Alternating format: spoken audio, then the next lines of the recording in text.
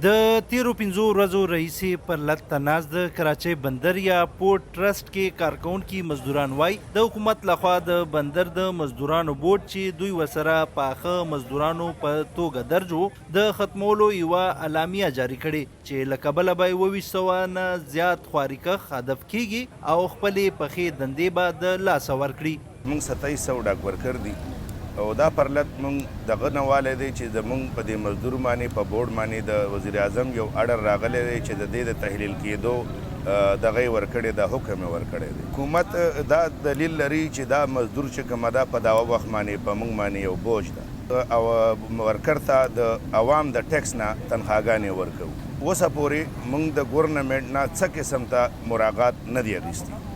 د مزدورانو دغه اتحادیې په وینا دلته اکثره مزدوران پښتانه دي چې د تیرو 15 لسیزو نه زیات وخت رئیسې دغه پورټ کې مزدوري کوي. اوس که دوی پر ځای پرایویټ مزدورانو نه کار اخیستل کیږي نو دوی به کم خواته ځي او چرته نه به معاش برابروي. په دغه پورټ کې ډېر سخت کار و، مشینري نه وه، نو د هغې مشینرۍ د نه وجې نه سخت کارونه به پښتانه کول.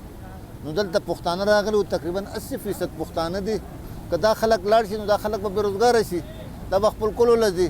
او غټه خبره دا ده چې دا هم نه وایي چې موږ تاسو له سمرات درکوو.